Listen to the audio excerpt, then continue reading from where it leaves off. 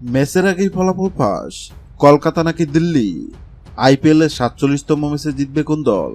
ভবিষ্যৎবাণী করল খালাসি টিয়া। আইপিএল 2024-এর 17তম আসরের 47তম ম্যাচে আজ 29 এপ্রিল রাত 8টায় মুখোমুখি হবে কলকাতা নাইট রাইডার্স ও দিল্লি ক্যাপিটালস। কিন্তু এই দুই দলের মধ্যে 47তম ম্যাচে জিতবে কোন দল, সেটি নিয়ে ভবিষ্যৎবাণী করল জ্যোতিষী টিয়া। গত 22 মার্চ শুরু হয়েছে আইপিএল এর 17তম আসর। 17তম আসরের প্রথম 8 ম্যাচের মধ্যে 3 ম্যাচে হারলেও বাকি 5 ম্যাচ জিতেছে কলকাতা।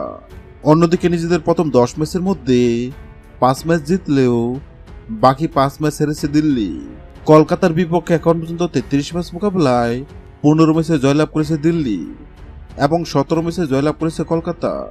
কিন্তু বর্তমান ফর্ম বিবেচনায় দিল্লি চেয়ে গিয়ে আছে কলকাতা।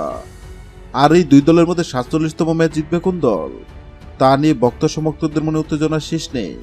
আর এবার এই দুই দলের মধ্যে 47তম ম্যাচ জিতবে কোন দল, তা নিয়ে ভবিষ্যৎবাণী করল জ্যোতিষী টিয়া। জ্যোতিষী টিয়ার সামনে কলকাতা ও দিল্লির পতাকা রাখা হয়, আর জ্যোতিষী টিয়া কলকাতার পতাকা তুলে এবং এটাও জানিয়ে দেয় আইপিএল এর 47তম ম্যাচে জিতবে কলকাতা। হ্যাঁ দর্শক, আপনাদেরকে বলছি, আপনাদের কি মনে হয় আইপিএল এর 47তম ম্যাচে কলকাতা কি পারবে দিল্লিকে হারাতে? অবশ্যই কমেন্ট করে জানাবেন। ভিডিওটি ভালো লাগলে লাইক দিবেন এবং সাবস্ক্রাইব আমাদের চ্যানেলের সঙ্গে থাকবেন। ভিডিওটি দেখার জন্য আপনাকে অসংখ্য ধন্যবাদ।